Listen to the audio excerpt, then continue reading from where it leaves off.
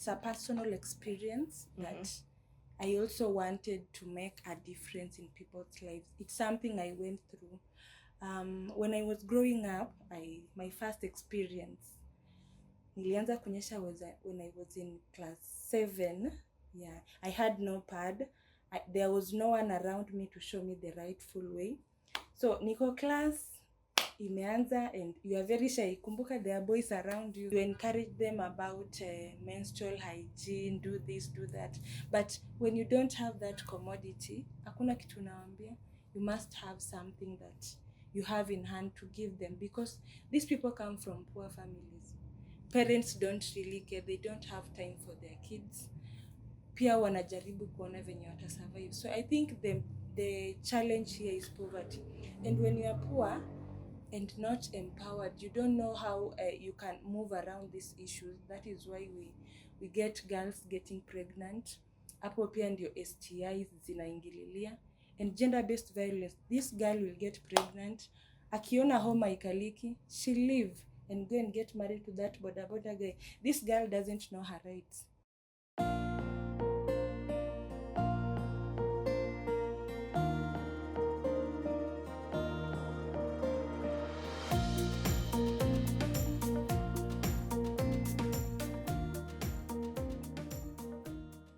Hello guys, welcome to Kwanza Show. My name is Akengo Omusale, your host. Thank you for joining us for yet another amazing conversation on this channel. If you are new here, karibu sana. Today we are having an amazing conversation. My guest for today is a lady. She's the founder of an organization called Binti Green Network. Binti Green Network deals with girl-child empowerment. It deals with menstrual hygiene, mental health awareness, and climate change. Our episode today is mainly for girl-child empowerment, and I hope when I say we are dealing with girl-child empowerment, boys do not feel left out. We do not have anything against you, but our episode today will shine mainly on girls. So I will allow my guest for today's conversation to introduce herself. Thank you, Maggie, for hosting me today at Kwanza Show, courtesy of Kwanza Images. I'm Layla Were from Kakamega County, from Butere Sub-County, and of course I went to Butere Girls. I'm basically a champion for menstrual hygiene, and I'm the founder of Binti Green Network. I wear many hats. I'm a teacher, a counselor, but today I'm going to stand in as the founder of Binti Green Network. Yes. Leila, karibu sana. Asante. Thank you for honoring our invite to our show today. So you are the founder of Binti Green Networks. Yes. And deep down, I know for you to start this amazing organization and the kind of work that you're doing around girl child empowerment, it takes something to give birth to an organization that really matters to your heart. So maybe we can dive deeper into your story, who you are, where do you come from, and how were you able to even birth that idea, like that idea of starting Binti Green Networks. Where did it come from? Binti Green, the word itself, it's truly African. I wanted something that people understand very well. Binti simply means a lady of course, an empowered lady. Yeah, it is a Kiswahili name for a girl. And green means you've heard of red flags, green flags. So something that is green is something that is so impactful, something that has good values, despite it symbolizing the environment, the trees. It can also mean that empowering the girl child and giving them so much values to use in life. Yeah, that is what where the name originated from. And we basically deal with the girl child empowerment. We talk to them about various issues. And before you start something, you must have something that triggered you. So this journey did not begin today. It began many years ago. It's something that came from my pain, and I decided to turn my pain from being a painful experience to being a purpose. And how am I going to help this girl child mwenye ako kama mimi and she has the same issues, how am I going to be of impact to them?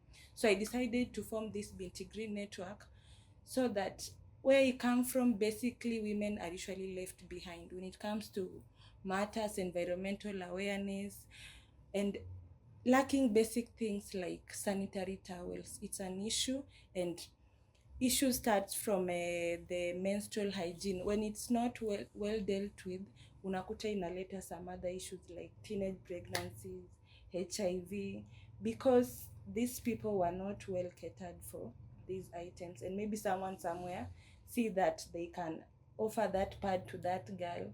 Si unapenda mtu juu they provide for you what they want. Yeah, that is what girls from my community, most of them, they got married early.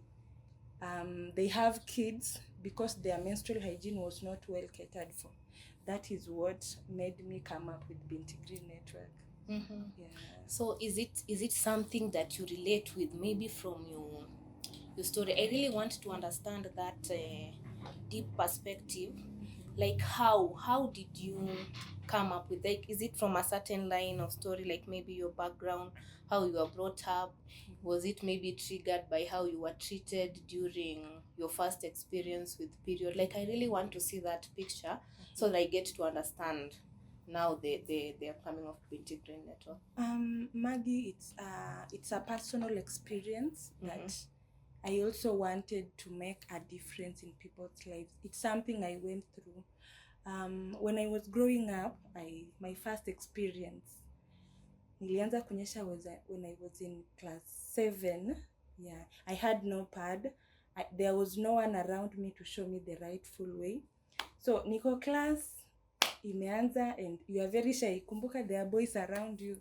You are very shy. So I went to my teacher, my English teacher, Madam Millicent from Eshirembe Primary in Butere. You know those names? I know, right? Yeah, I went to that school, and she gave me a pad and she showed me. I was very much grateful to that teacher. Nyumbani, such conversations, they were taboo. You can't discuss them freely. Yeah. So amungekaa chini. I had a stepmom, and you know how growing up with a stepmother is very tough. So I found it challenging that as strangers they weren't teaching me these things, but my own blood, it's a taboo. We can't talk about it. And then the other experience is that I lacked a basic need like a sanitary towel. It's compulsory. Hakuna mtu anachagua, oh, this month I'm menstruating, next month I'm not. So hiyo time imekuja. I remember I was in Form 4. I told my stepmother, you know what? Imekuja. Nini imekuja? I'm menstruating. Because hiyo jina hata menstruation kuitaja mahali, it wasn't right. And you know that haungeitaja ovyo ovyo. It was a taboo. So my stepmom was like, I don't have money to buy you a pad. It really broke my heart. And you know, at that time she was a teacher.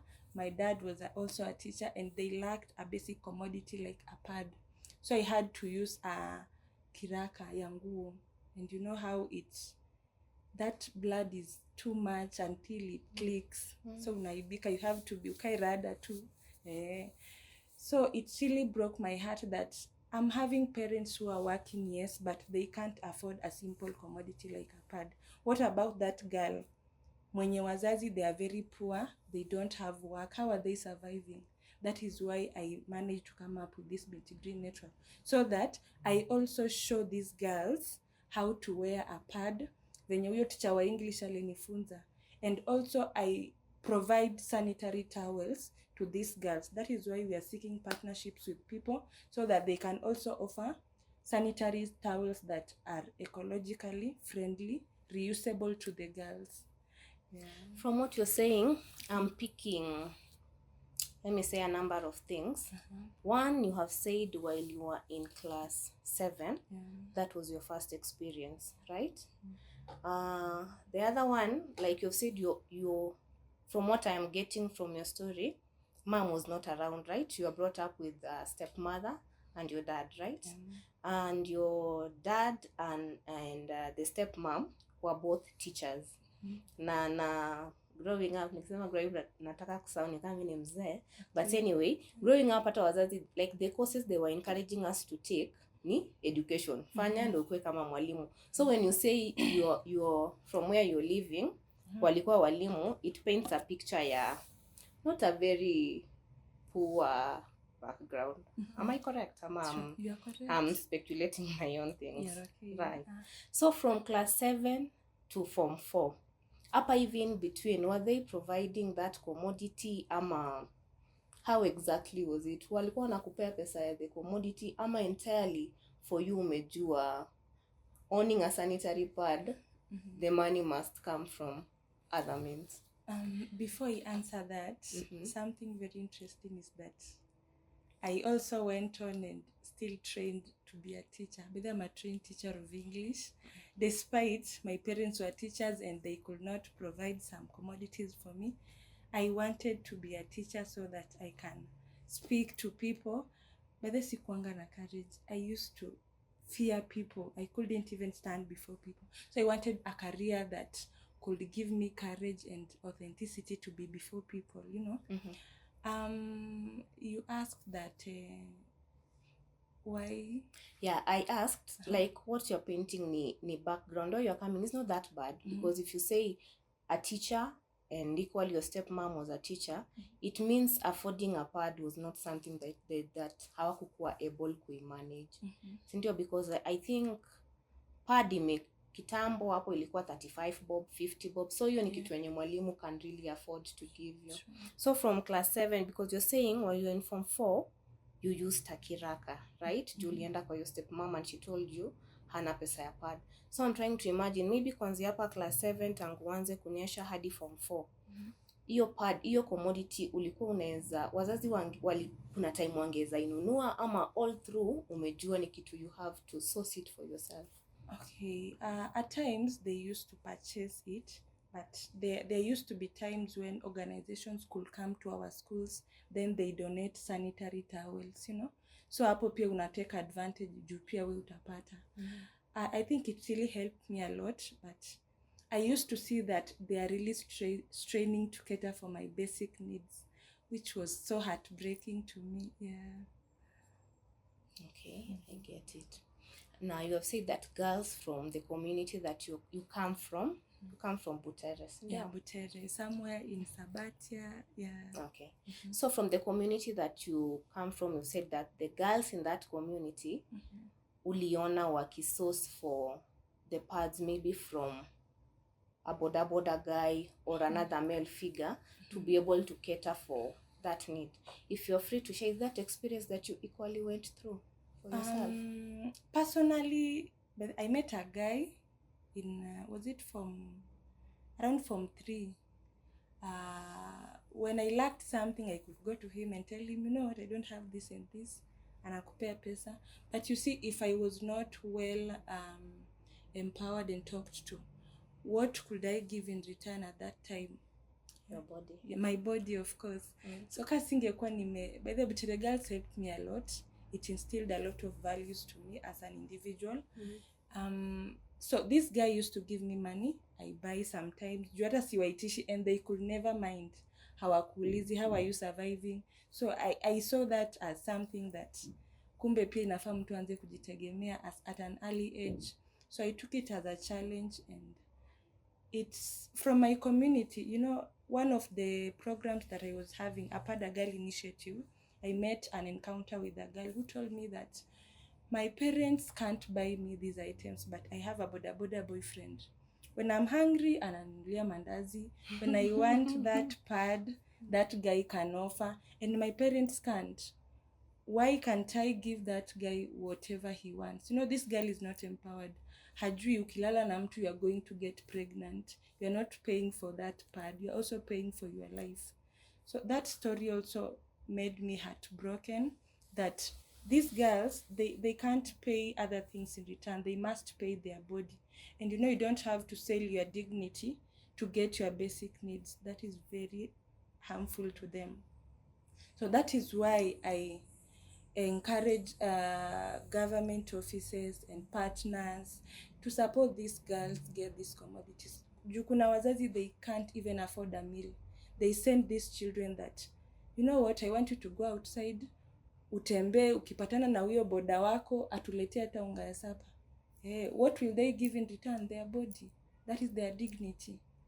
Yeah, that is why I encourage a lot of people, even the schools that I've been into, I tell the administration that they should identify girls who come from vulnerable families so that they can also chip in to help this girl for a brighter future.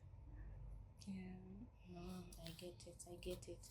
So according to my understanding, unadhani easy issues za maybe a lady looking for that commodity for the pad, maybe from another figure, what factors unadhania zinachangia based on your own experience and what you have experienced in the field? Poverty is the enemy. You know, you can't, even me when I go to schools, to communities to talk to them, you encourage them about menstrual hygiene, do this, do that. But when you don't have that commodity, hakuna kitu naambia, you must have something that you have in hand to give them, because these people come from poor families. Parents don't really care, they don't have time for their kids. Pia wanajaribu kuona venye wata survive. So I think the challenge here is poverty. And when you are poor and not empowered, you don't know how you can move around these issues. That is why we get girls getting pregnant. Hapo pia ndio STIs zinaingililia. And gender-based violence, this girl will get pregnant. Akiona homa ikaliki, she'll leave and go and get married to that boda guy. This girl doesn't know her rights. Atachapwa huko, she'll be assaulted and no one will be answerable to that. So I think the root cause is poverty. When we empower also these girls, we should also come up with facilities, tools to also help them to be economically empowered, so that mtoto akimaliza tu form 4, they don't stop from there. Despite hata kama wameanguka, we should have even the polytechnics, the sponsorships, offering them courses that hata kama ni tailoring, sewing, farming, so that they can also depend on themselves, si kutegemea wa boda people or any other men out there. Sichuki boda. But you see that story ya ule msichana, that is why I'll always emphasize on boda guys. But any other man who sees a vulnerable girl, they can do that. They trick them, they give them material things, and that is how it happens. A lot of issues zinatokea. Yeah, so poverty is the source of all this. So the root cause is poverty. Yeah, poverty and lack of information. They don't have information. How are you going to wear this sanitary towel? Where are you going to buy it? You know, you don't have even the innerwear. So utaivalia wapi hata? So it's challenging. Yeah. I get it. So Binti Green Networks, mesama it deals with girl child empowerment. True. How do you vocalize girl child empowerment according to your own words? What is girl child empowerment? I think it's just creating a safe space where girls can be free and talk about what they feel inside and how we people can always support them. Yeah. You know, when you have a safe space, you are empowered because you are going to share a lot of issues with them and you are going to guide them. They will know their rights, you know. They will know that they are, despite being vulnerable, they are also have other strong areas. So it is just a matter of talking to them, empowering them and telling them that you are enough. Yeah, you are enough, and you know what? You can always move around any issue. So watoto tu wanataka, you know what? Mtu anakukujia, you know, mimi nataka, kuna mtu alinikujia in one of my programs. Akaniambia, Layla, mimi nataka tu kujinyonga. And you know, basically this person ataki kujinyonga, they just want a listening ears. She's truly telling me that, you know what, I want you to listen to me, I want you to listen to my story and also guide me on how I can move about life and all the frustration. Like mimi yo trauma ya menstrual hygiene huwa inanisumbua, but nikiitaja kila wakati I'm healed inside. Yeah. Is it something that you feel inakusumbua hadi sahi? Inanisumbua because I've not reached the maximum number of girls that I want to reach. Ndio nimeanza tu. Yeah, at least nikisha reach the maximum number, I'll be able to sit back and say, you know what, Binti Green has made an impact to this girl, to this community. That is when I'm going to be satisfied. But for my parents, I forgave them. Yeah, I forgave them long time ago. Yeah. But for me, I feel even for the ones you have already touched, it matters to Layla. See, downplay, it matters equally. Sure. Yeah. So, what is menstrual hygiene? Maybe someone highly, there is a girl who, of course, it is a normal thing. It happens every month, every month in every cycle. What is menstrual hygiene according to your own terms? Basically, it is simply informing them that when you are undergoing menstruation, what are you supposed to do? How can you wear a pad? Ukinyesha, you are supposed to take a shower how many times a day? How many times are you supposed to change that sanitary towel? And also, menstrual hygiene involves us giving those girls sanitary towel, because they will be able to manage their menstrual journey as they go about it. So it is simply the information, creating awareness about menstrual health and telling them that menstruation is not that it is very normal and you can't control it. Yeah. Do you feel like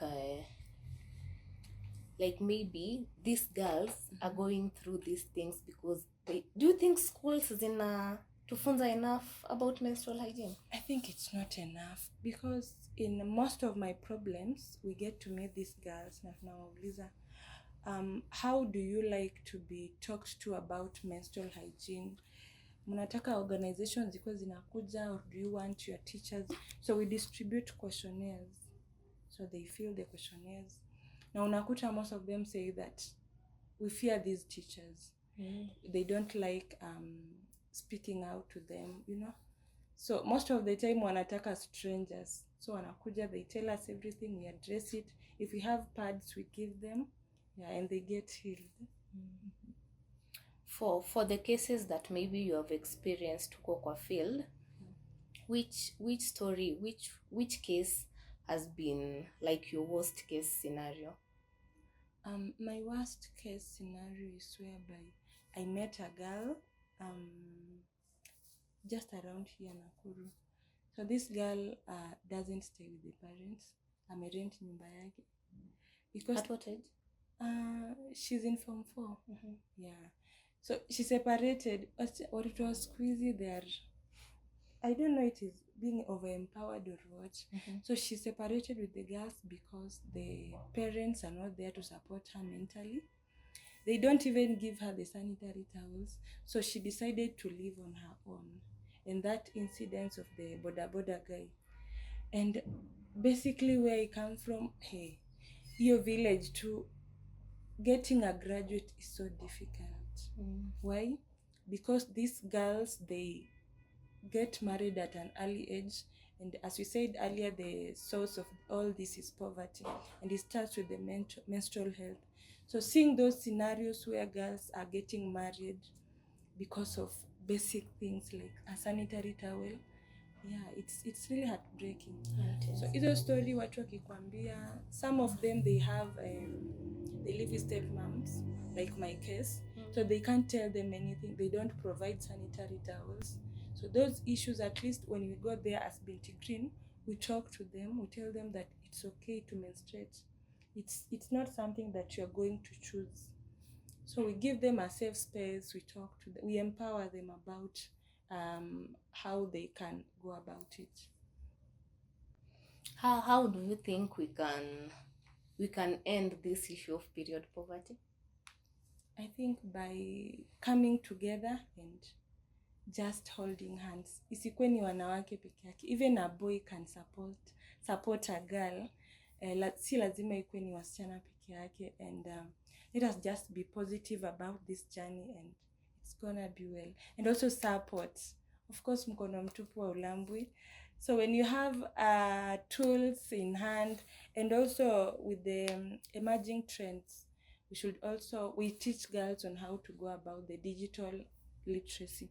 So we teach them on how to use social media to speak out their issues, such as in Facebook, TikTok. So through that tutajua pia wana undergo nini.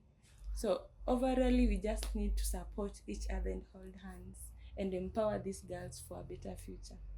Yeah. And for those who cannot access your Facebook or TikTok, because there is a case I saw, yeah, a certain place called Interior, I think it's in Masai Mara or something, I can't remember, in Masai Land or something, I can't remember.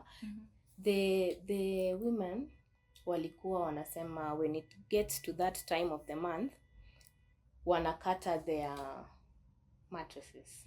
That is what they use. And you know, to them they were saying it and they are laughing about it. I think maybe ni kitu yenye wame normalize. So maybe for mtu mwenye hezi akapata access hata to your social media, how do you think we can be able to help them? That is why our target areas are the communities. So we reach out to the community barazas because our machief na masubchief ndio wanajua the most vulnerable people, because most of them hawako online. So tumeanzia huku grassroots, going onward tutafika pia global hivyo tu. Yeah. So I think when we walk door to door, we are going to identify these cases and hear what they have to say. Now maybe from your story and equally for the ones that you've interacted with kwa field, mesema most girls hawana that safe space. Yeah. Have you encountered your challenge ya resistance kwa the field na the parents, ama you don't talk to the parents, you just focus on the girls? For the parents, I think they don't have an issue with that. I've not encountered someone who is resisting the issue because we are helping the kids. Siko hapo tu kuwatumia for content or for my own goods. So we are here to help them. So I think I've had a challenge with the teachers maybe when I go to schools. Juna mwambia, I'm from Binti Green network and I'm just requesting for an opportunity to talk to the girls. Anakwambia, tupe certificate, unapeana. Tutakwambia siku, they don't tell you. And they don't pay you for that. It's something that you do out of heart, you know. So these challenges, zenye watu wamekuwekea harsh rules that you must give us this. Of course we have the certificate, but telling us give us the certificate na tuko hapo kufanya something that that comes out of heart, you know. So tunapata true resistance from some area chiefs. They tell you that we want some money for you to come up with a baraza so that you talk to the community, you know. So that is also a challenge. Watu wanaona ni kama you want to use them for your own good. Yeah. I see. Binti Green is very vocal on matters girl child empowerment. Sure. Do you feel boy child wamekuwa left out? Because girls, in as much as we are vocalizing girl child empowerment, I think in a way kuna venye maybe society ama, but it's the reality. Boy child kuna venye wana feel ni kama ko suppressed. Do you engage them in these activities ama how do you ukienda shule? Because I know most of the time the schools maybe you're going to see mainly a girls school peke yake. Do you engage boys in the activities too? You know, an empowered society, you can empower someone, one gender, without empowering the other, because these people, they are one. Mutually. Yeah, they are mutual. So when we talk to the girls, we also engage the boys that, you know what, if it is menstruation, is not a taboo. Pia how tunawafunza, how can you use a pad? Unaweza iweka aje kwa panty? We teach them. Na wamekubali kabisa, they get happy about it. So ukiwapea panty pia wanaeka, they demonstrate, they feel happy about that. Yeah, the other day we were at Limuko Primary hapa Nakuru, and we had a program with the girls, but we were also with the boys, because these people in future they'll get married to each other. And getting that this woman, maybe she's not feeling well, hata maybe upate accident, mikono haiko. So who is going to put that pad for you? That person who is so close to you, your husband. So we must empower the boys so that we create an equitable society. So we include them. Hatujawaacha. hapo kwa matters ya kufunzana kuvaa pad. I think we can demonstrate that. Juu kuna watu wengi sana hawajui. Jojo, you can bring the items. But you're doing a good job. Thank you. Honestly, you're doing a very good job. Thank you. Rudisha to the stove. So I'll take one. So this is a panty, a new one. I hope I developed. No, nobody has used it. Okay. So this is a panty, and this is a pad. Nani Cortex, a good brand. So this is how we go about it. You tear, unatoa karatasi kadogo. You open it like this. So this is how it looks like. So these are longer parts. Itakaa mbele. We are learning. I'm equally learning. We are learning. But you know, people have their own ways. Yeah, I know. So you'll remove this outer part. Zitakaa hivi. So this is your inner wear. Huku ndio mbele. And you're going to place it like this here. Umesema longer part ndio inafaa ikae mbele? Yeah, sure. They've been doing it wrong.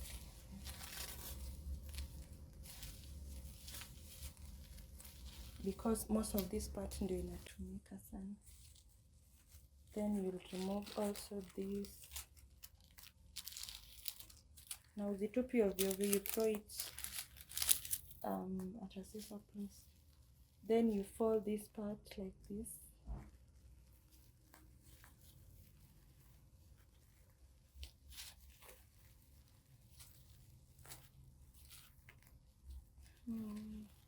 Pia huku unarudisha hivi. So this is your pad.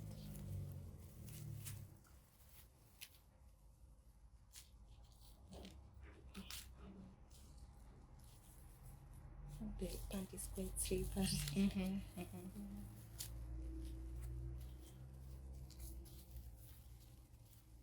So hivi ndio inakaa.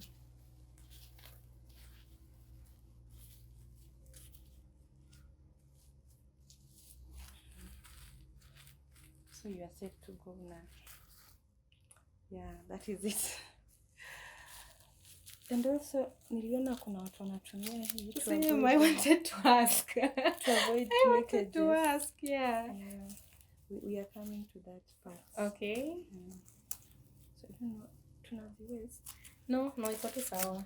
Some people place it hapa hivi to avoid the leakages, so that when you're folding it, inakuja.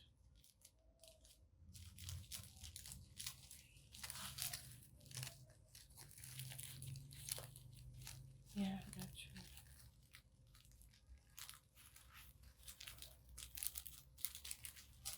So inakaa hapa katikati so that it avoids the leakages. I think the pant is quite slippery. Okay.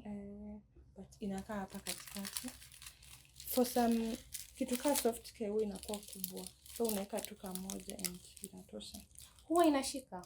Because me I've really tried with this thing. I think niliona hiyo kitu TikTok. Na wanaona ni kama ukiiweka inatoka.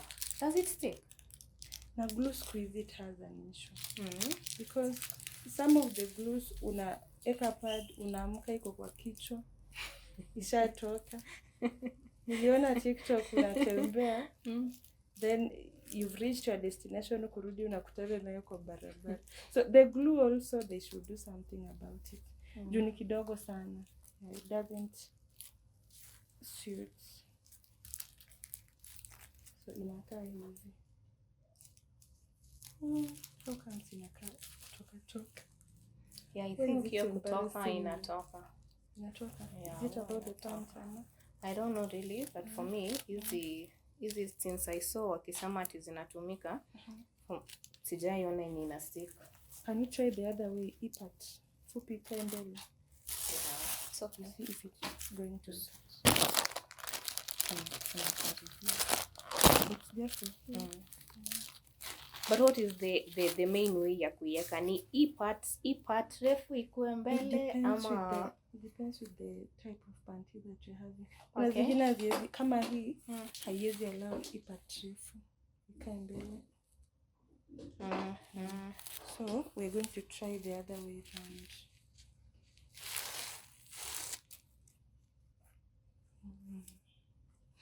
kufanya ukionyesha hivi.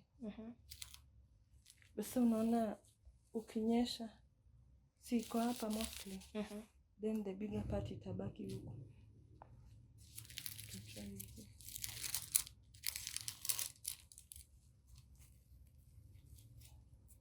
Try nini kama mtenka hivi kwa if they are going to stick.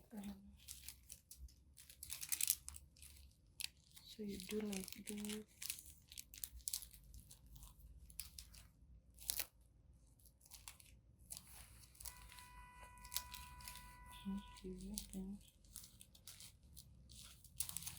So kana kazi but sitaanguka. So this is how it looks like. Then you're set to go. Now neighbor, I think you're supposed to change your pad. How many times a day? Twice. Really? It depends. It equally depends with their flow. There are people who have very heavy flows. I think they do it quite frequently. Kuna wenye they have thin flows. Yeah, so it really depends. And with also the type of flow. the availability. So for like these people, when I've interacted with them, they can just manage a pad a day. So ikuwe ni heavy flow, ikuwe si heavy, they just use that one for a whole day. This is how we use it. Okay, I hope somebody has learned something or two. Have you learned? Yeah, you. Okay, Layla, how are you envisioning Binti Green maybe in your future endeavors? I have greater visions for Binti Green Network, and one of them being that I'm yearning to create a world where climate justice is well incorporated with gender equality, whereby all these the two things are intertwined together to create a good society. So I'm just envisioning an organization where we are going to reach many girls, impact them about environmental awareness, where we'll be having a greener earth, of course, and also girls who are well empowered. Yeah, girls who can stand for themselves. I think I have not asked, as we are winding up, there's something I want to ask. What is the connection between menstrual hygiene and mental health awareness? Because I think mental health awareness is an issue that siku hizi ni imekuwa vocalized sana. Watu people my mental health state is not well, this and that. How do you think menstrual health hygiene is related to mental health? I think you find most of the people when they are in that state, their hormones tend to change. Mood swings, I know. Wanakasirika, and most of them they feel not to be understood. So that is why we came in with the mental health talks, so that we create a safe space, as I said earlier, so that they can also tell us what they are going through. Isikwe tu ni menstruation peke yake. Girls are the most vulnerable people. So they have a lot of issues surrounding their bodies. Yeah. So we talk about everything. By creating that safe space, we are also improving their mental health. Okay. As we wind up, Layla, do you feel there is something about Binti Green Network that you wanted to talk about and you have not talked about it?